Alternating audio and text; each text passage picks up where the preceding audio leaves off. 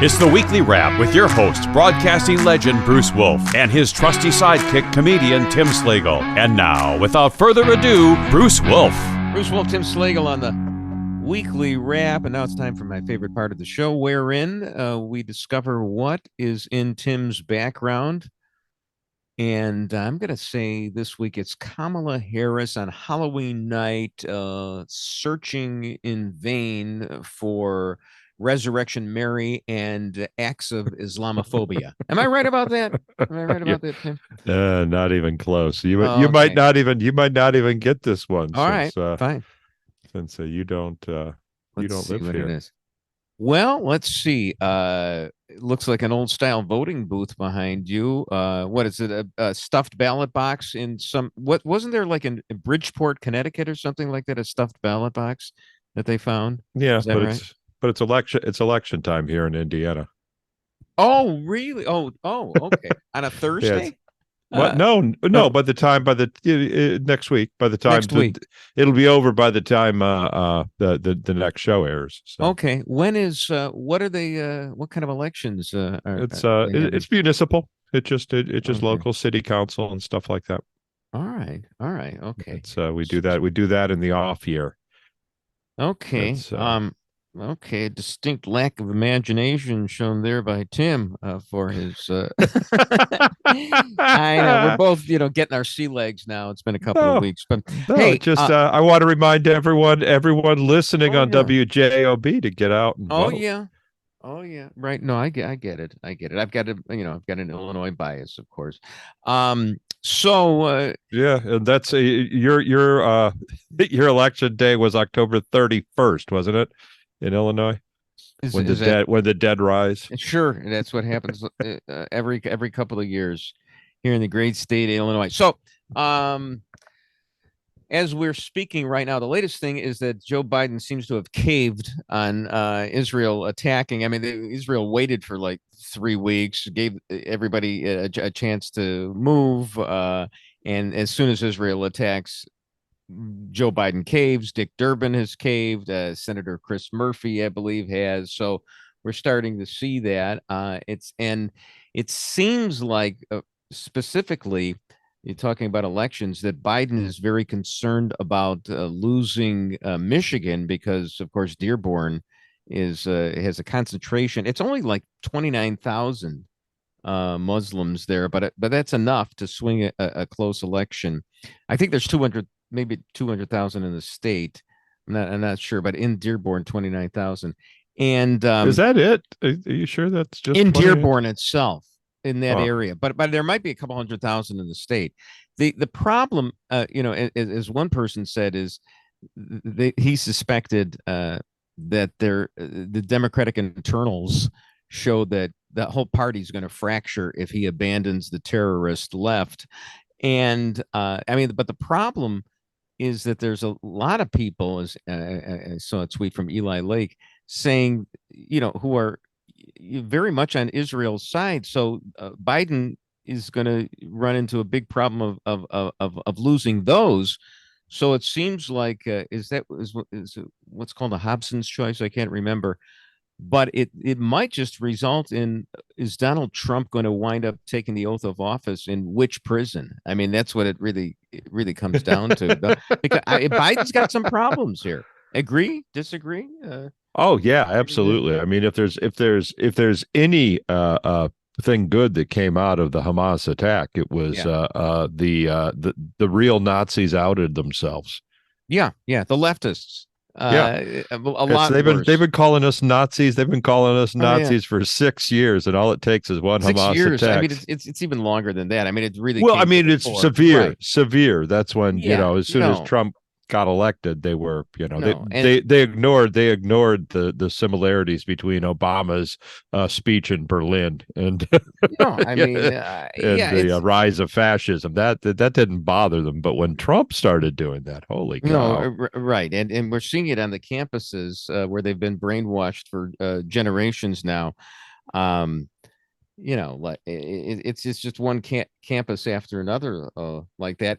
Somebody commented that it seems like there's a concentration, bad word to use here, of of students who are complaining who happen to be dumb.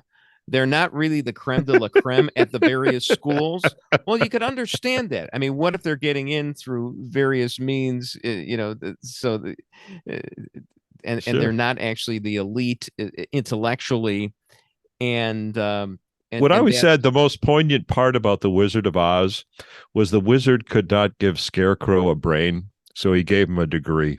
Exactly. Right. Totally. The ratification. So that, and then of course you get Harvard, and everything's always Harvard oriented, but they have the Harvard Law Review editor.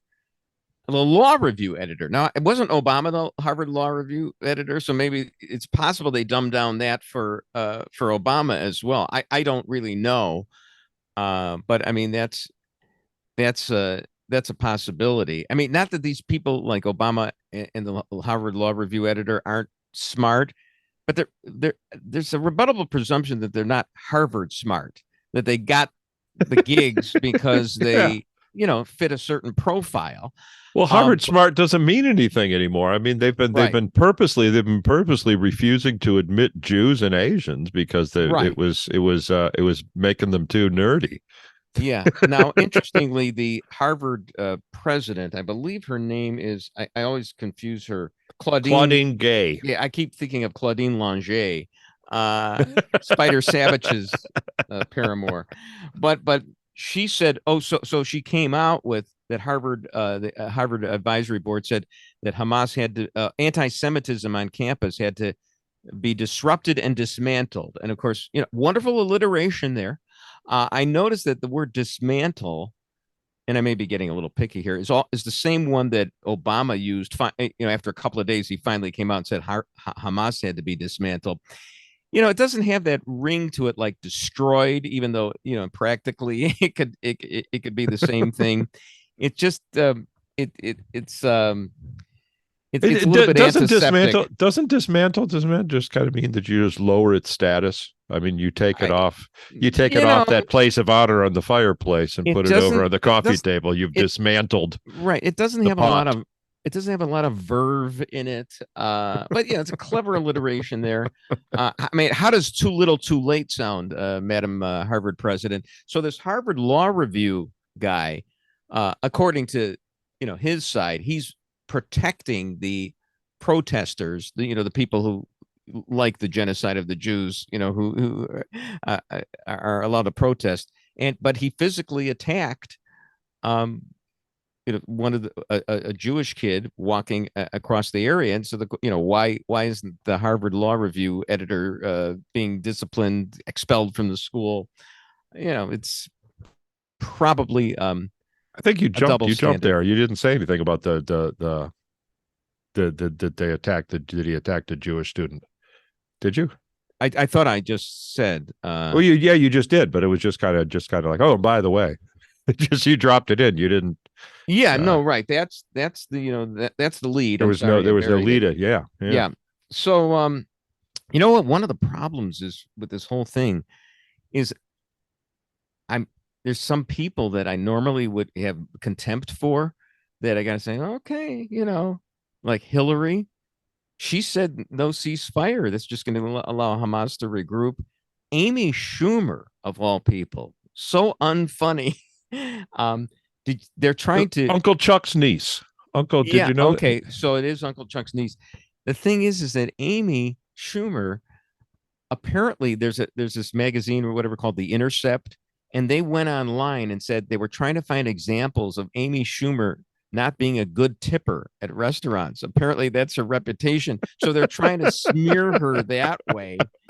And so there's Amy Schumer, Hillary Clinton, and Fetterman, of all people. He was accosted by a guy who said he was a rabbi, I guess. And it's hard to say. It seems like everybody's saying they're rabbis. A real leftist rabbi saying, there all these Palestinians are dying. And Fetterman just kind of like blew him off. So it's an interesting, it's, I mean, I still say Hillary, lock her up, but boy, I'll be your pen pal.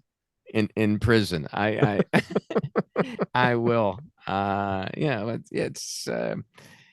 It's really something. So, and then there's just to show what it is like in the local yokel area. WGN television. I mean, they probably have some kid doing their tweets, whatever, but they rely on AP, of course. And AP, I believe, won't even call what Hamas did terrorism. I'm pretty sure about that. So the WGN tweet, which they get from AP, is another wave of Israeli strikes hit Gaza, and you got to go 4 or 5 paragraphs down. The so-called refugee camp, which hasn't been a refugee camp since 1948, I guess, but you've got to go 4 or 5 paragraphs down in order to find out that Israel was going after a commander, and they had warned these people to get out, but it seems to me the refugee camp should be outside Gaza. It's not even it's not a refugee camp. I mean, this is a place that's been built up over the years, but they like to call, you want to think of all these huddled refugees. It's not. And well, it might have been, Hamas, it was in Hamas. No, but I mean, Hamas might have gathered some women and children, say, you want to leave, right, sure. You want to leave the Gaza Strip? Oh, okay, well, camp here for a night first. Right. Because we're expecting the Israeli raid in the morning. But anyway, it's just, I mean, we all know what, the game is and, how they're playing it. And of course, thank goodness. I mean, I'm so sad that Julia Louis-Dreyfus, her series Veep ended because, not that she could play the role anymore, because even for her, it would be a stretch. But I mean, the whole idea of having Kamala Harris hunt down Islamophobia in the country right now, because that's what it's all about. I mean, and they telegraph, well, we're having Kamala do it. Of course, it's a joke. So yeah, if she's half as effective on Islamophobia as she was at the border. There we go. Bruce Wolf, Tim Slagle on the Weekly Wrap.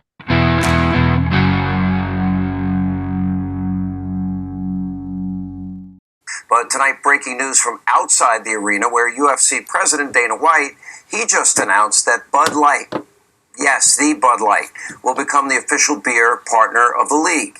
Now, after veering off course, which I thought was stupid, into the, woke cultural wars in the country, is this a strong message from Anheuser-Busch and Bud Light that we've heard you loud and clear and we're getting back on track? Bruce Wolf, Tim Slagle on the Weekly Wrap. So, I saw this that Bud Light was sponsoring the UFC, and it's tantamount to Bud Light paying $100 million fine for going woke, right? I mean, and the UFC will run interference for them. I mean, that's what it seems like, right? I think it's a brilliant move. Whether it'll work or not, I mean, it was like, I can't think of anything else they could have done to try to build that brand back. No, they go for the most macho thing that they can think of, and well, it's more than just macho. I mean, there's a lot of the fighters are very vocal Trump supporters.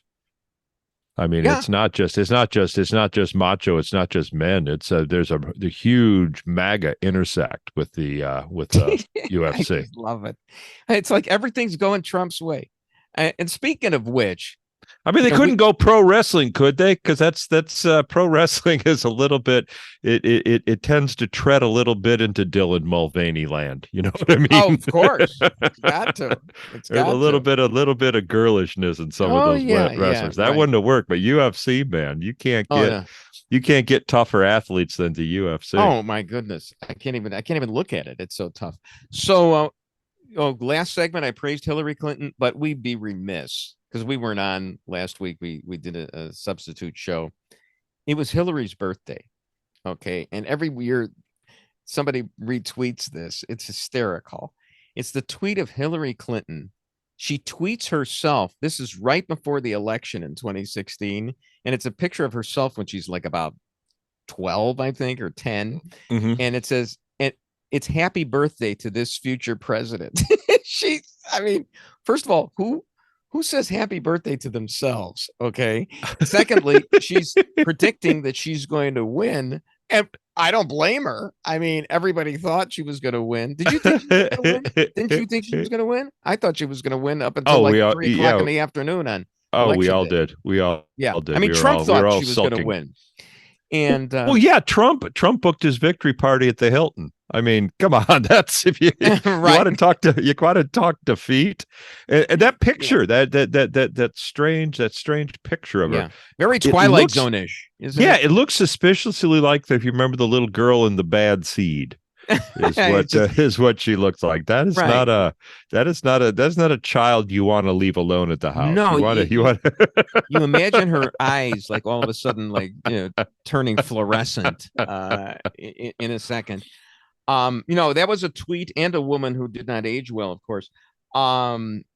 She was actually counting her chickens before they hatch, which I could understand her doing that since she got that Tyson stock and the fix was in on that regarding chickens. But I mean, so did she retweet that? I didn't see the date. No, she didn't. Some other people are retweeting that.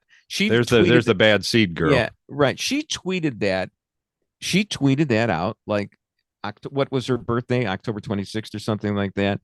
She tweeted that out in 2016. And right before the election, and it was hysterical. It was just a riot.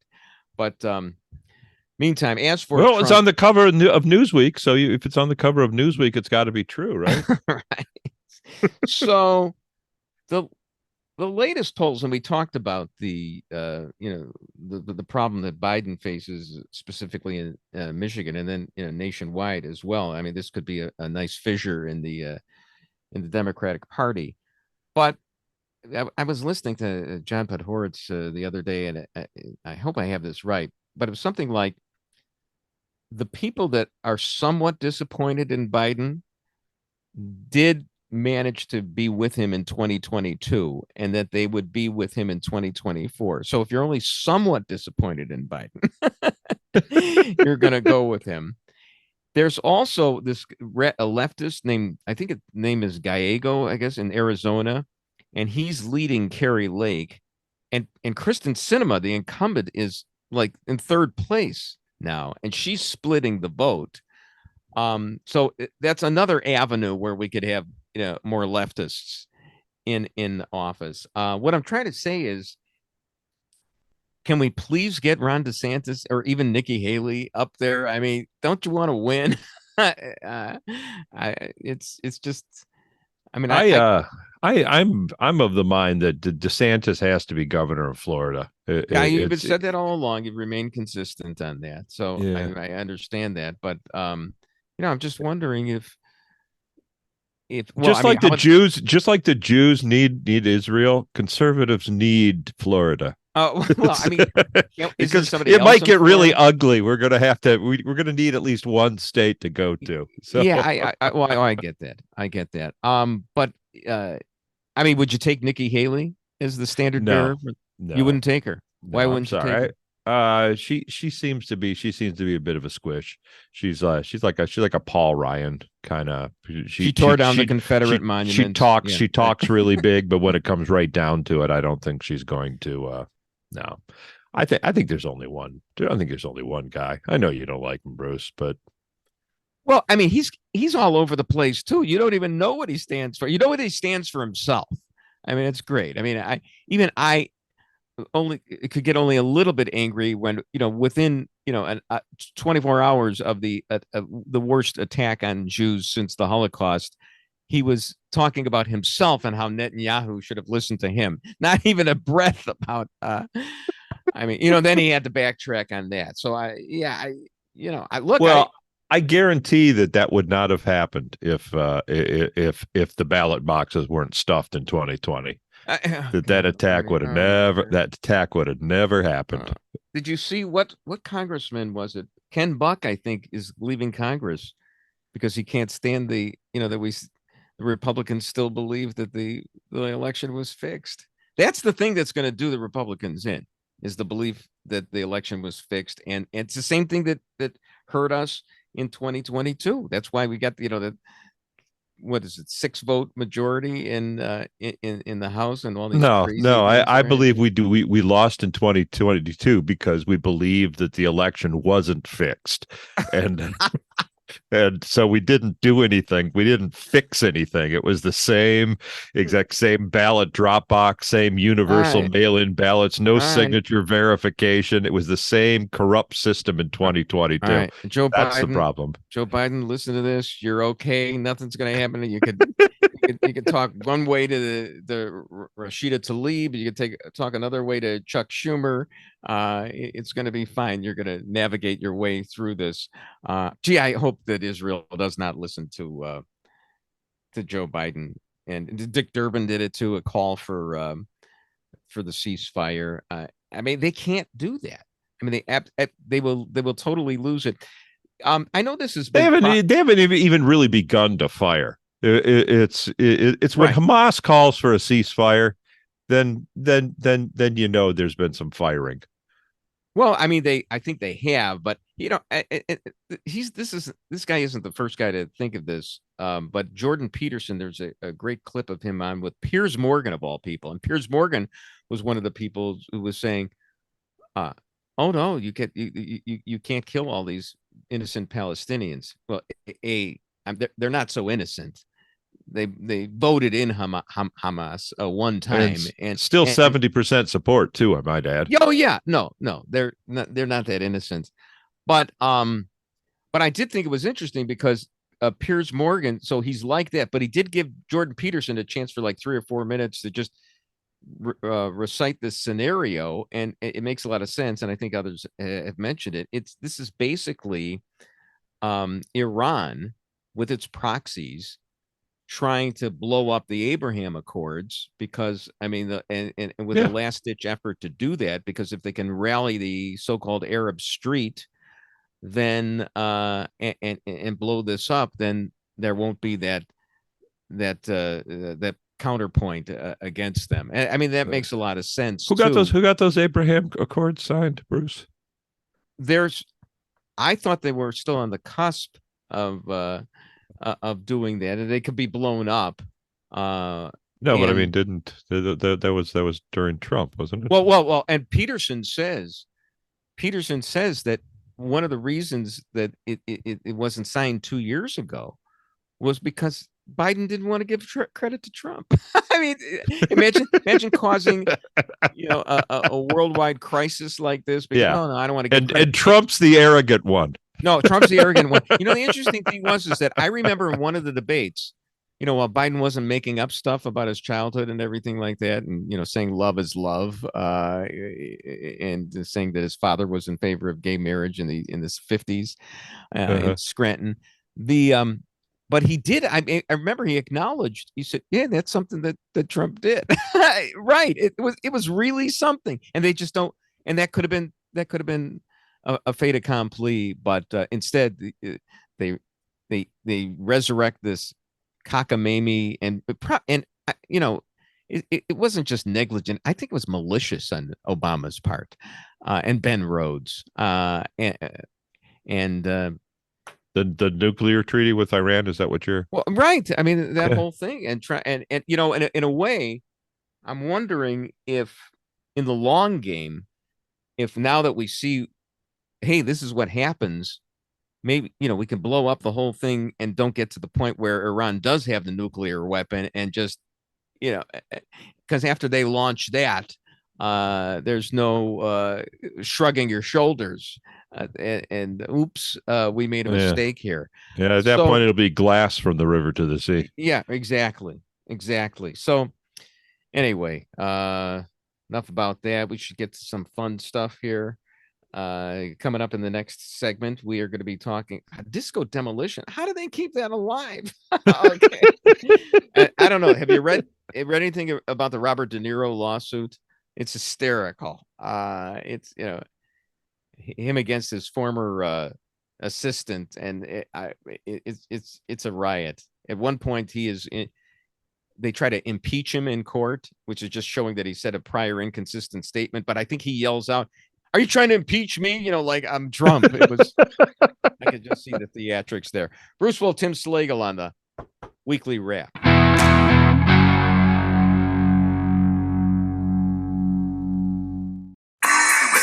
Dancing. That feeling of being completely free. It was a cultural and musical phenomenon that pulsed through the nation's dance clubs. But not everyone was a fan. One wild night at a Chicago ballpark turned into one of the strangest early flashpoints in the culture wars. One of the saddest sights I've ever seen in a ballpark in my life. The War on Disco on American Experience. Bruce Wolf, Tim Slagle on the weekly wrap. And why are we still talking about disco demolition? Boy, it's like that's like it, isn't it? That's like Chicago history. Is St. Valentine's fire, St. Valentine's Day massacre, and disco demolition. Well, I think it's been mined quite a bit by us anyway, and well, it's kind of nice. It keeps the currently irrelevant Steve Dahl somewhere in the periphery of the spotlight. Well, I mean, I think maybe that's what's causing it.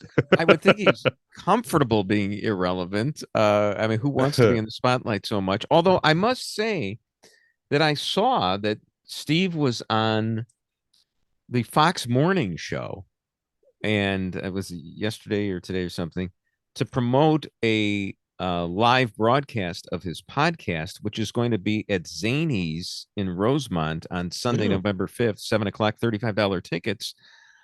I mean, that's pretty good to get, if you can do a show like that. I don't know how often he does it. I think at least once a year. But has he done it before?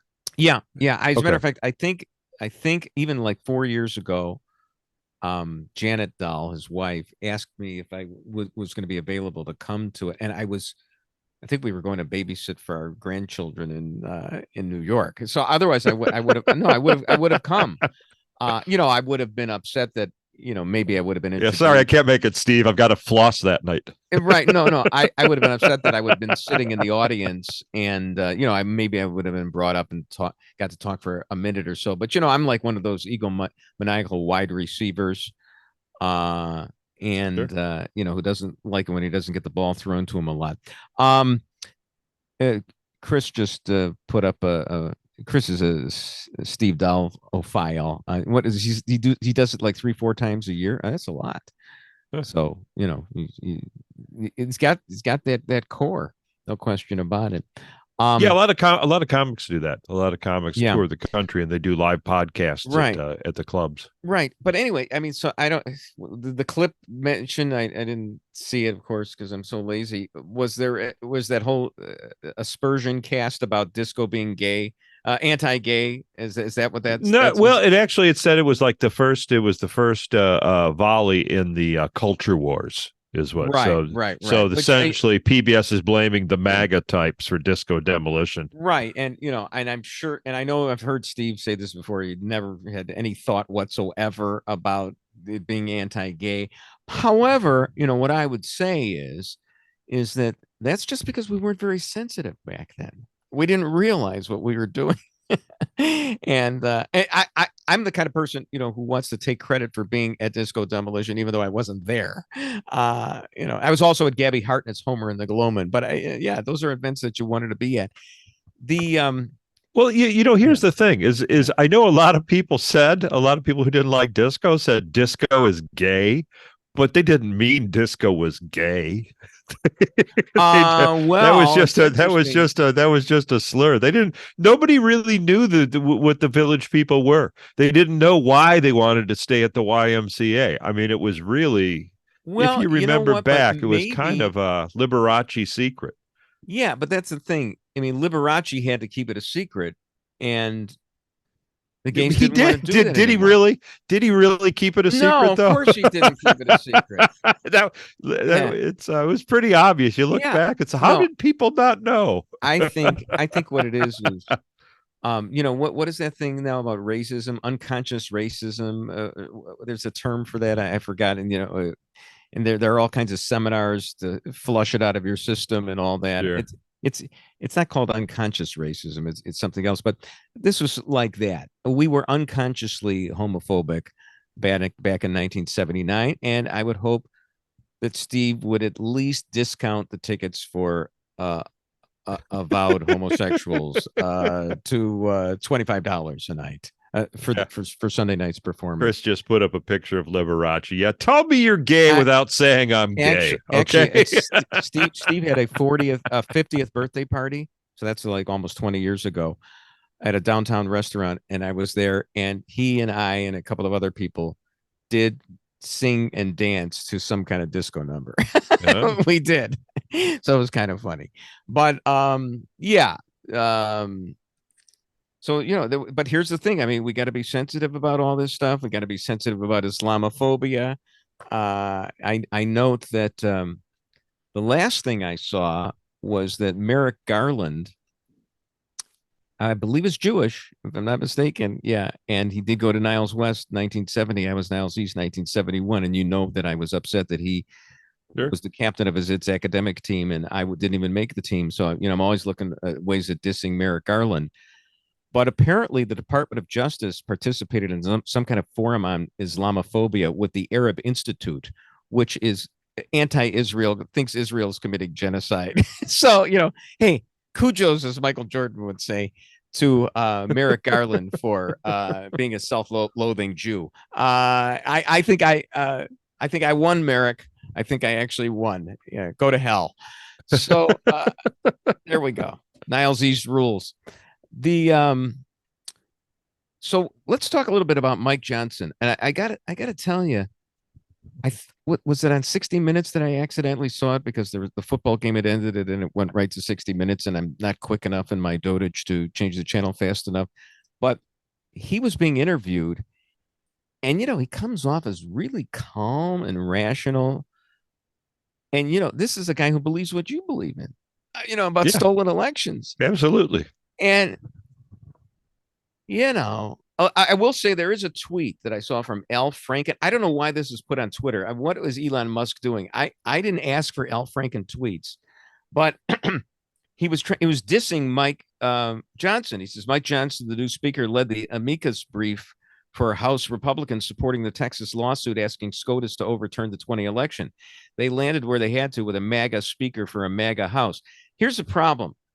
Al Franken's not the guy you want, making that point, because if there is one election that really is suspect, it was Al Franken's first term victory over Norm Coleman. I mean, that was decided by a handful, and that's really spurious. So you don't, they had to count like 12 times before, and every time they counted, it went up by another 5 votes. Yeah, so. and that and the fact that he likes to paw women's boobies. That's Al Franken's just not the guy you want for that. Here's a fun fact: is there were more convicted felons voted illegally in that election than the margin by which Al Franken won by. Okay, all right.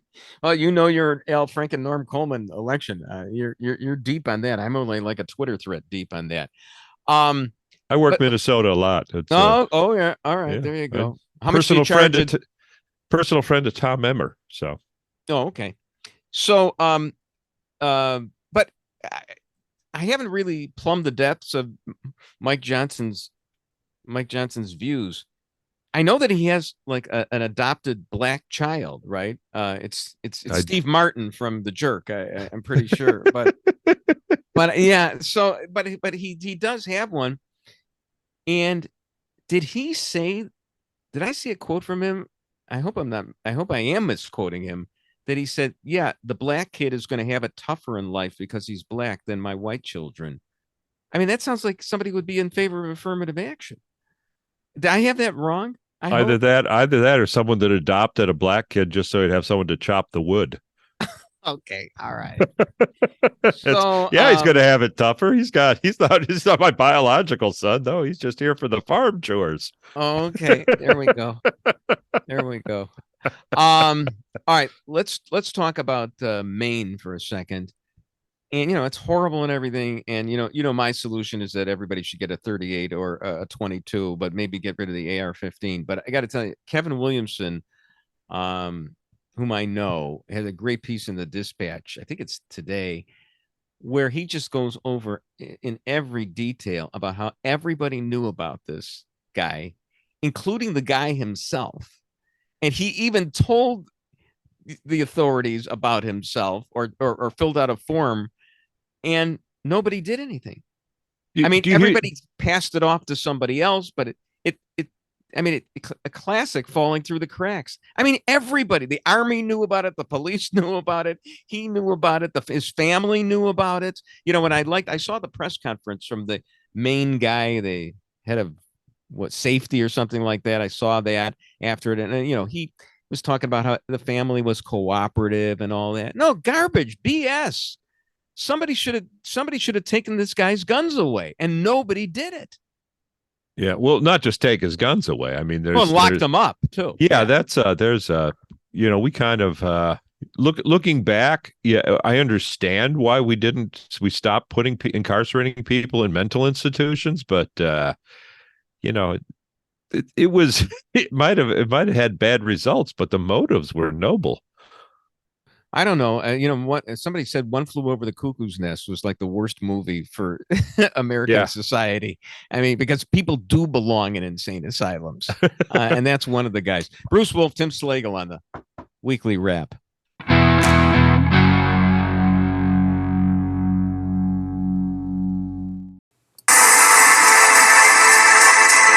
mirror on the wall. I was the fairest one of all. Lips red as the rose, hair black as ebony, Snow White. The crown is mine.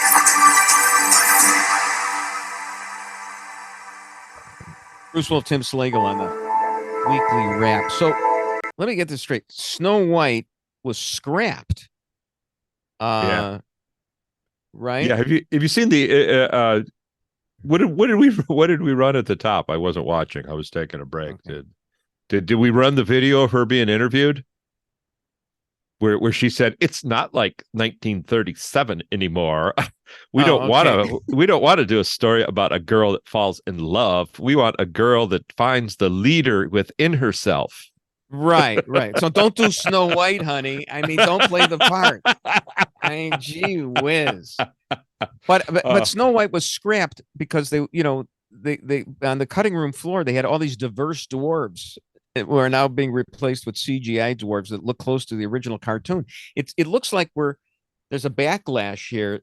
Because Hamilton basically worked, but where you had minorities in all the white people's roles, but it doesn't work for dwarves anymore. And I'm thinking, as I'm trying to navigate this, that basically we all want to get along, but we don't want it shoved down our throat, I guess. Exactly. Have you seen South Park into the Panderverse?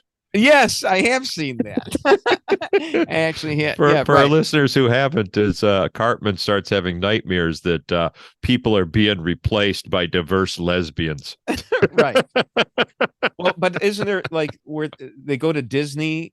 It's why Disney's failed, and and it's because of the Panderverse. I guess they have the Pander Stone. The Pander Stone, exactly. So, all right. Meantime, hey, sad news. We'd be remiss if we didn't mention that Yul Brynner's son, Rock Brynner, shuffled off this mortal coil at the age of 76 last week, and I didn't realize all the accomplishments of Yul Brynner's son, Rock Brynner. He was a writer, a teacher, a bodyguard to Muhammad Ali, etc., etc., etc. And I just did this because I just wanted to do Yul Brynner saying etc., etc., etc. Who the hell cares about Rock Brynner? But yeah, he was a bodyguard to Ali.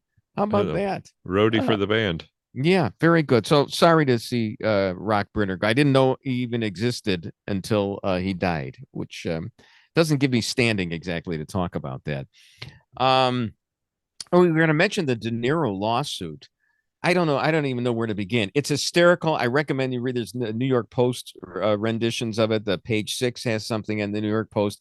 It's just this fight that he's having with his gal Friday, who actually was also his gal Friday through Thursday. She was working 90 hours a week. And he claims, this is the whole lawsuit, that she stole millions of air miles from him. And his Netflix password. I mean, come on. That's a lawsuit, Bob De Niro. I mean, millions of give it to her, throw it away. Yeah, and then she and his Jewel 20% off coupons. I mean, oh my God, Bob De Niro. How low? What is he? It was like the principle of the thing. And as I mentioned at some point during the proceedings, I don't think we have to go over the transcript.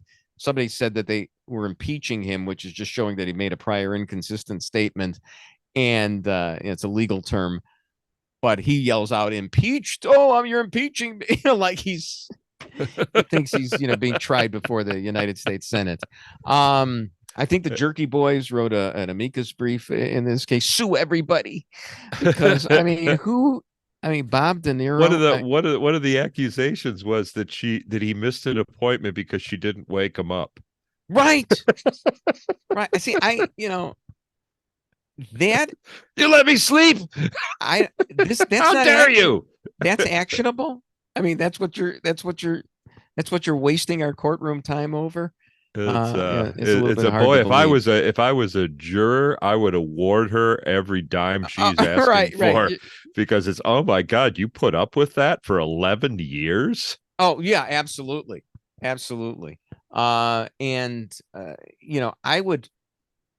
I would tell De Niro, like they told Joe Pesci in what was the movie? My Cousin Vinny. No, not My Cousin Vinny. The one where he goes and he thinks he's going to become a made man, and then he doesn't. Oh, okay. Was that Goodfellas? It was Goodfellas, sure. Yeah. And I would tell, here's your reward, Bob De Niro. Yeah, come into this room. I mean, just ridiculous. I mean, how bad can you want to look by having a lawsuit with your secretary, who you put through hell? Right. Forget that. Add that. You put her through hell. They're going to sympathize with her. Speaking of celebrities, I couldn't believe this because I'm so far out of the loop, and by that I don't mean the Loop radio station. Just you're pretty far out of that too. Yeah, right. Sure. Well, they went religious programming. But Marcus Jordan, the son of Michael Jordan, there was an announcement that he's engaged to a woman named Larsa Pippen, and I go, not that Pippen. Yes, it's Scottie Pippen's ex-wife. So follow this. She's 49. He's 32. He's engaged. Michael Jordan's son is engaged to Scottie Pippen's ex-wife. And I mean, it was just, I was incredulous about this. I mean, I think if she's 49 now, so I think if you average out being married to Scotty and being married to Michael's son, that she's been married to somebody right about the right age. If you average out Scotty and Michael Jordan's kid, I noticed a perplexed look on your face. So is that in the Bible somewhere? Right. That if your forward divorces his wife before she's had children, is the son of the center has to marry her. And I'm just wishing that we in Chicago should have done more for Michael Jordan's kid. Obviously, he wasn't what his father was, but I would have just made him a sportscaster at Channel 9. They did that at for Walter Payton's son. Why can't they do that for Marcus Jordan so that he doesn't have to wind up marrying some cougar? I feel bad for him about that.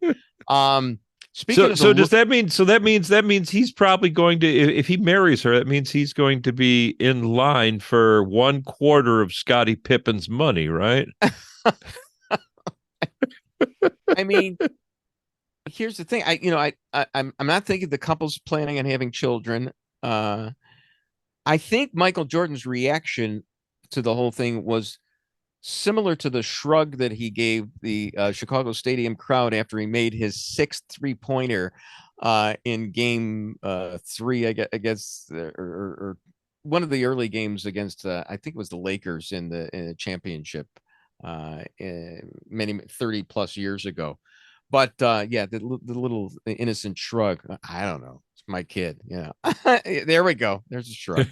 That's against Portland. So speaking of the Loop, I saw that our old friend Danny Mac, whose show airs like on the radio station right after ours. Is that right? No, right before ours. He had a tweet in which he lionized our guest from last week, Rick Kempfer, who's written this book about the Loop radio station. And he says it's a must read for all Chicagoland baby boomers who had their finger on the pulse of what was cool, the Loop. And I was thinking, if the Loop is cool, then I'm Miles Davis. Pardon my Billy Madison. But so another plug there for Rick Kempfer's book. You don't care about the Loop, right? You weren't even around town, right? You were. Yeah. Well, I knew Kevin Matthews when he was in Grand Rapids. Oh yeah, he was big there. I used to work Grand Rapids a lot at that time, but no, I never really. No, Kevin was a lot of fun. He was a real nice guy. Although I think I saw a quote from him recently where he said that we were all a-holes back then. So I think he's found God and everything, and the rest of us haven't. So and then finally, speaking of former radio people, Dan Proft had, I don't know, do we have this one? Chris, I don't know, but there was a New Trier. It was apologizing because they had this book that was going to be reading, that they had been assigned reading. I think it's called Victory Lap, if I'm not mistaken. And it had really explicit descriptions of anal sex in it. Okay. And so they apologized for that. What they really meant was to promote or to assign this Victory Lap, not by George Saunders, where it's explicit talk about with swear words, but anal whatever. Sex. But this other one by Julian Winters, which is about a gay black teen with a non-binary friend who's trying to figure out who to ask to a school dance. So it's just like, oh, thank you. So I was just wondering, how much does New Trier spend per pupil? And in the interest of fairness, maybe some of that should go to the Chicago public schools. At least they will flush it down the toilet there and not not use it for these nefarious purposes. It would be interesting to know how much they spend per pupil, because Chicago Public Schools spends like $30,000 per pupil, and nobody knows what it's good for, what it does. It employs a lot of people at the administration building. Administration, teachers. I mean, it doesn't buy school supplies from what every teacher. No, it doesn't do anything. It doesn't help, and certainly doesn't get anybody to read it or do math at grade level. But we know math is racist anyway. I'm not making that up. Bruce Wolf, Tim Slagle on the Weekly Wrap. And that's the Weekly Wrap on radio and television. Follow Bruce at Bruce Wolf Shy on Twitter and Tim at timslagle.com. The Weekly Wrap with Bruce Wolf, a CP Pods production.